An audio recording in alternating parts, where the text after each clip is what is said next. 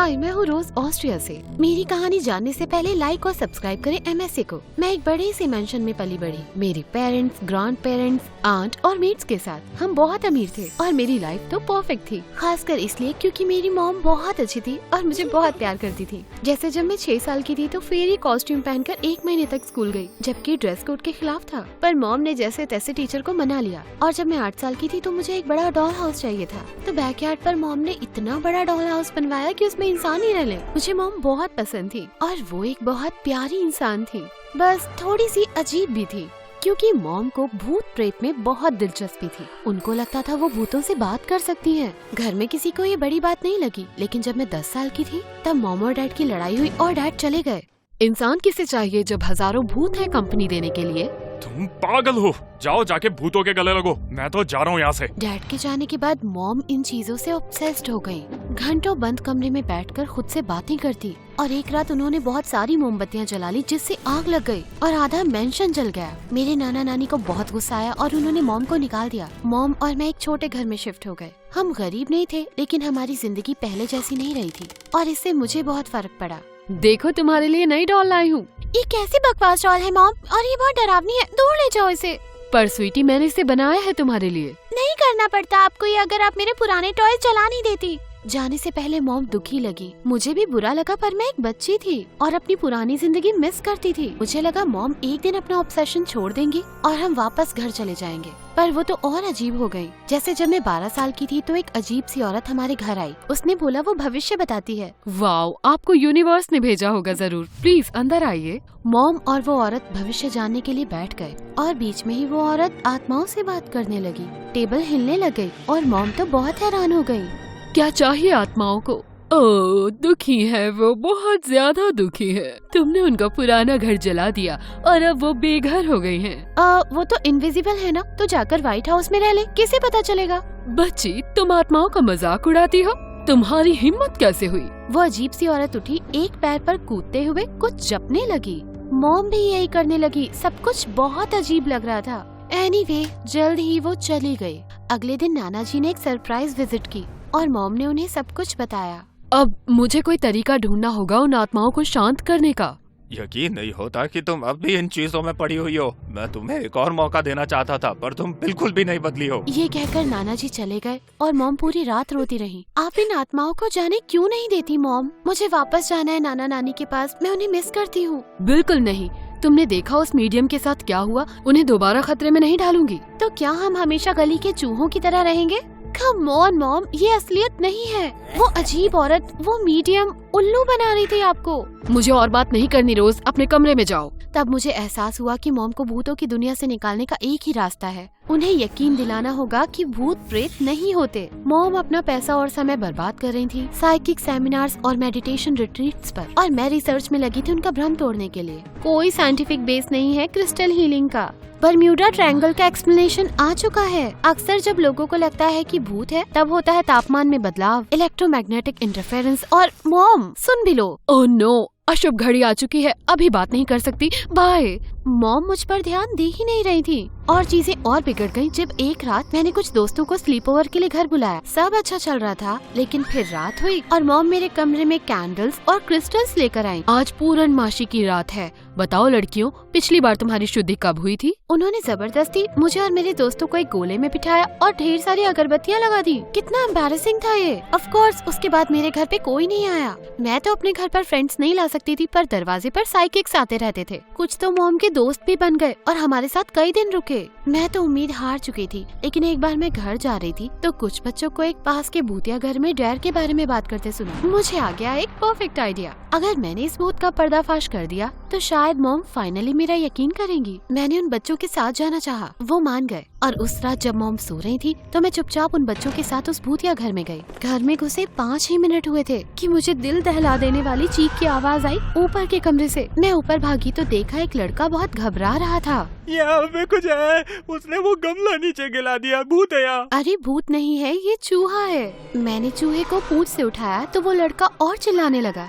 वो भाग के नीचे गया और बाकी बच्चों ने भी उसे दौड़ते देखा तो वो सारे भी मुर्गियों की तरह दौड़ने लग गए। एक एक करके वो सारे बाहर भाग गए और मैं रह गई अकेली।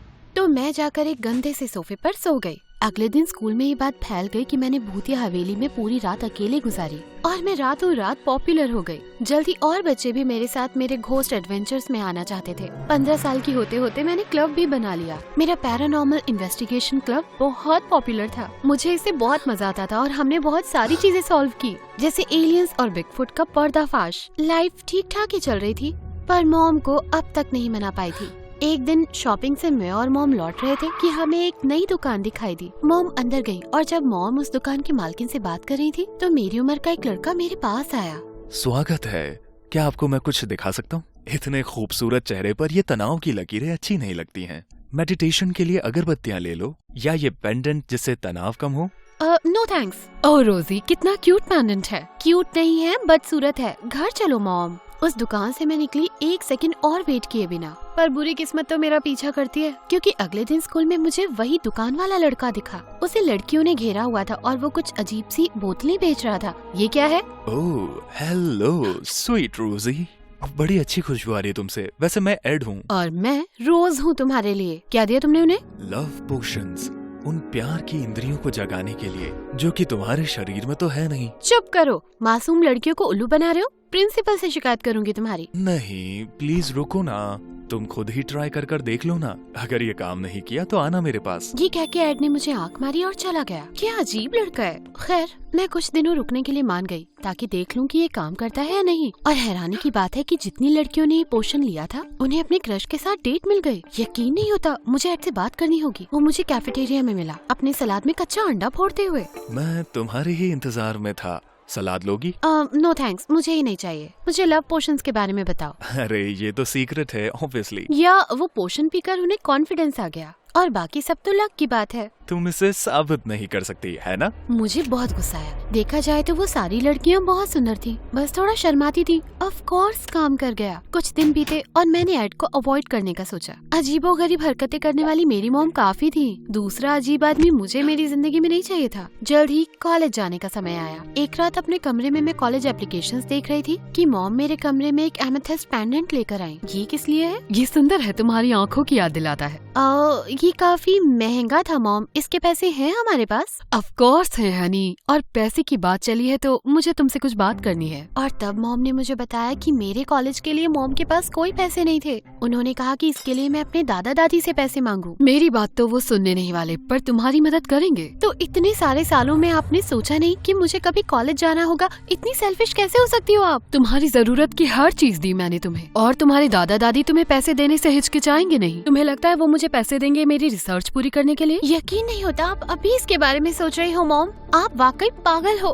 काश मैं भी डैड के साथ चली जाती। मुझसे ऐसे बात मत करो रोज। एक्चुअली मैं आपसे बात करना ही नहीं चाहती। चुप रहो, भूलो मत कि मैं तुम्हारी मॉम हूँ। भूल तो आप गई हो। ये कहकर मैं घर से गुस्से में निकल गई। मुझे शांत होने की जरूरत है। अपने पड़ोस में मैं वॉक करने गई तो मुझे लगा कोई मेरा पीछा कर रहा है। मैं मुड़ी तो देखा एड मेरे पीछे खड़ा था। क्या कर रहे हो तुम? जिस लड़की को मैं पसंद करता हूँ उसे सुरक्षित रखने की कोशिश। वैसे इतनी रात को कर क्या रही हो? मैं वो रुको, तुमने कहा तुम मुझे पसंद करते हो? वेल ऑब्वियसली तुम पर लव पोशन तो काम करता नहीं है, और हिंट तुम्हें समझ नहीं आती तो सोचा सीधा ही कह दूं। हाँ रोजी, मैं तुम्हें पसंद करता हूँ। अब बताओ हुआ क्या है? बड़ी परेशान लग रही हो। एड और मैं बैठे और मैंने उसे अपनी जिंदगी के बारे में सब कुछ बताया। मॉम के साथ हुई मेरी आज की बहस के बारे में भी। मैं काफी हैरान हुई ये जानकर कि वो एक काफी अच्छा लिसनर था। ये मुश्किल होगा। समझ नहीं आता मॉम का सारा ध्यान अंधविश्वास में क्यों है, अपने परिवार के साथ रिश्ते सुधारने में क्यों नहीं। इससे हमारी लाइफ आसान हो सकती है। शायद, पर उनके लिए तो ये सब असली है। उनके पास अपने कारण होंगे। कुछ समय पहले उन्होंने मेरी मॉम को बताया था कि दीवारों के अंदर से नॉकिंग और खरोचने की आवाजें आती हैं। रातों रात दीवारों पे डरावने मैसेज आते, और एक बार उन्होंने अपने रूम में एक सफेद साया देखा। सालों से होता हुआ आ रहा है ये। ओह प्लीज, पक्का ये सब उनके दिमाग में ही है। हो सकता है, पर वो तुम्हारी मॉम है, उनके लिए तो तुम ही इकलौता सहारा हो। शायद एड सही था, पर मॉम को इतनी आसानी से माफ कैसे कर दूं? अजीब होना एक बात है, पर गैर जिम्मेदार होना ये अलग ही बात है। अगली सुबह मैं बस पकड़कर मेंशन गई और ये बिल्कुल बदल चुका था। जब मैं अंदर जाने लगी तो मेरा दिमाग बचपन की यादों से भर गया, और अचानक मुझे देखी मेरी मासी अंजेलिका, मेरी मॉम की बड़ी बहन। उन्होंने मुझे देखा तो भागकर गले लगा लिया। तुम कितनी बड़ी हो गई हो प्यारी रोज। आप भी तो, मतलब आप कितनी अच्छी लग रही हो मासी। कैसी हो आप? मैं अच्छी हूँ, पर तुमने ये अजीब से कपड़े क्यों पहने हुए हैं? अंदर आओ, मैं तुम्हें कुछ अच्छा पहनने के लिए देती हूँ। मासी मुझे अंदर लेकर गई और मुझे खाने के लिए ढेर सारी चीजें दी। और जब हम बैठे तो मैंने मॉम के खर्च करने की प्रॉब्लम के बारे में बताया और अब मेरी पढ़ाई खतरे में थी। ये तो बहुत बुरा है। मैं जानती थी कि मेरी बहन अजीब है, पर सोचा नहीं था कि इतनी गैर जिम्मेदार होगी। तुम फिक्र मत करो बच्चे, मैं सब कुछ संभाल लूंगी। मैं तो खुशी से झूम उठी और मैं तुरंत एप्लीकेशंस भेजने के काम में लग गई। एप्लीकेशंस फाइल करने में मेरी एड ने बहुत मदद की। जितना समय उसके साथ बिताती उतना उसे पसंद करती। थोड़ा अजीब था वो, पर मेरा साथ तो देता था। मॉम की तरह नहीं, जो अब भी मेंशन में जाने से मना कर रही थी। अच्छी बात है तुम्हें वहाँ मजा आ रहा है, पर मुझे वहाँ कोई नहीं चाहता। अगर जाओगी नहीं तो पता कैसे चलेगा? क्या परिवार आपकी डम साइकिंग रिसर्च से ज्यादा इम्पोर्टेंट नहीं? एक बार आप मेरी बात सुनती क्यों नहीं? तुम ये नहीं जानती कि कैसा लगता है जब हर कोई तुम्हें पागल मानता है, खासकर तुम्हारे अपने पेरेंट्स। खुद पर तरस खाना बंद करो मॉम, ये आपका किया धरा है। मॉम की शक्ल देखकर मैं समझ गई कि उन्हें बुरा लगा है, पर उनके बिहेवियर से थक चुकी थी मैं। खासकर एंजेलिका मौसी का मेरी तरफ व्यवहार देखने के बाद। उनका एक बहुत सक्सेसफुल बिजनेस था, वो मुझे संभालने को तैयार थी। उन्होंने नाना नानी को मेरा कमरा रेनोवेट करने के लिए मना लिया। मैं बहुत खुश थी। मेंशन में वापस जाऊंगी, बिस्तर पर ब्रेकफास्ट मिलेगा, बड़े से गार्डन में घूमने मिलेगा, राजकुमारी जैसा फील करने मिलेगा। मेरा कॉलेज पास में था और वहाँ ले जाने के लिए मेरे पास मेरा पर्सनल ड्राइवर भी था। लाइफ फाइनली फिर परफेक्ट हो गई। पर मॉम को मैं बहुत मिस करती थी। अब मैं सिर्फ वीकेंड्स में उनसे मिलती। मैंने बहुत कोशिश की कि वो घर वापस आए, पर वो अपना ईगो नहीं छोड़ रही थी। फिर एक दिन मैं अपनी ज्वेलरी का डब्बा साफ कर रही थी कि मुझे मॉम का दिया हुआ एमेथिस्ट पेंडेंट मिला। अचानक मेरी आंखों में आंसू भर आए। मैंने सोचा मैं खुद ही सब ठीक करती हूँ और एड से मदद मांगने गई। तुम वो करो जिसके लिए तुम जानी जाती हो, भूत प्रेत की मिस्ट्री सॉल्व करना। तुमने यहाँ के सारे केस सॉल्व कर दिए, अपनी माँ का केस छोड़कर।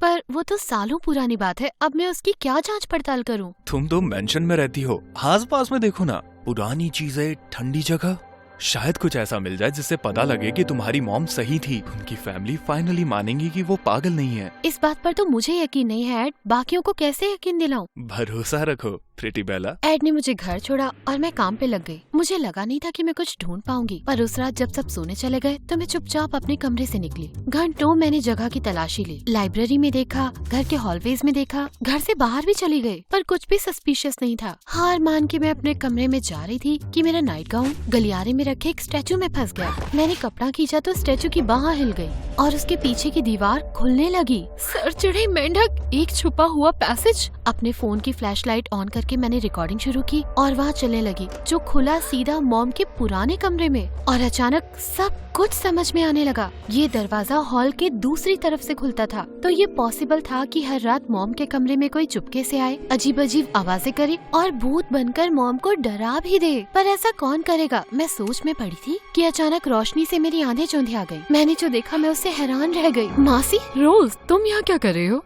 ओह माय गॉड, ये आप थी है ना? आप जानती थी सीक्रेट पैसेज के बारे में? आप ही भूत बनकर मेरी माँ को डराती थी? उनके चेहरे से हैरानी का नकाब उतरा और एक शैतानी सी मुस्कान छा गई। वेल, क्या कह सकते हैं, तुम्हारी मॉम इतनी बेवकूफ थी कि उसे कुछ पता ही नहीं चला। शायद तुम तुम्हारे बाप पर गई हो। पर क्यों मासी? मॉम ने आपका क्या बिगाड़ा है? उसने मुझसे सब कुछ ले लिया। वो मॉम डैड की चाहती थी क्योंकि वो छोटी थी, सुंदर थी। अपने माँ बाप की अटेंशन पाने के लिए मैंने बहुत कोशिश की, लेकिन मेरे लिए उनके पास टाइम नहीं था। मैं शादी से भूल भी जाती, लेकिन तुम्हारी मॉम ने उससे शादी की जिसे मैं पसंद करती थी। मैं ये नहीं सह पाई, इसीलिए मैंने प्लान बनाया। मुझे बस सबको बताना था कि ये कितनी पागल है, और वो इतनी बेवकूफ थी कि उसने यकीन भी कर लिया। आपको डैड से प्यार था? प्लीज ये मत कहना कि उनका तलाक आपकी वजह से हुआ। मैंने उन्हें कुछ सबूत दिए थे तुम्हारी मॉम के चीट करने के, और जब वो रोने में बिजी थी तो मैंने उन्हें डराना और बढ़ा दिया। पर आग बाग तो उसने खुद ही लगाई थी। आप मॉम से नफरत करती हो पर मेरी मदद कर रहे हो, ऐसा क्यों कर रही हो? उनसे उनकी आखिरी चीज छीनने के लिए। वाह, आप शैतान हो। मैं नाना को सब बता दूंगी। कोशिश कर सकती हो, पर अगर बता दिया तो तुम्हारे कॉलेज की फीस कौन भरेगा? उसकी फिक्र मत करो, थोड़ी चालें मुझे भी आती हैं। आखिरकार हमारा खून का रिश्ता जो है। मैंने अपना फोन मासी के सामने निकाला तो वो चौंक गई। उन्होंने उसे छीनने की कोशिश की, पर मैं तेजी से घर से बाहर निकल गई। अगले दिन मैंने मॉम को बुलाया और वो वीडियो मैंने उन्हें और नाना नानी को भी दिखाया। वो बहुत हैरान हुए। तुरंत उन्होंने मेरी मौसी को घर से निकाल दिया। आप पर यकीन न करने के लिए माफी चाहती हूँ मॉम। तुम्हें मैंने यकीन करने का कोई कारण भी तो नहीं दिया, तो शायद ये हम दोनों के लिए नई शुरुआत है। मेरे नाना नानी ने मॉम से माफी मांगी और मेरी मासी को दूर के गाँव में एक पुराने घर में भेज दिया। उन्होंने मॉम को घर वापस आने के लिए कहा, पर मॉम ने दुखी आंखों से देखा। काश आप मेरा भरोसा करते, मुझे पागल मानने की जगह। आपको माफ करने में मुझे समय लगेगा, पर रोज तुम चाहो तो रुक जाओ। कोई बात नहीं मॉम, घर चलते हैं। मेरे नाना नानी को बुरा लगा तो वो कॉलेज के पैसे देते रहे। मॉम और मैं उसी छोटे घर में रहते हैं और अब हम में करीबी बढ़ गई। एड और मैं डेट करने लगे। उसने अपनी दुकान में मुझे नौकरी देनी चाहिए। पर एक शर्त है, तुम्हें ये पेंडेंट पहनना पड़ेगा। अगर तुम चाहो तो ऑफ कोर्स। तुमने इसमें लव पोशन मिलाया है क्या? उसकी जरूरत ही नहीं है।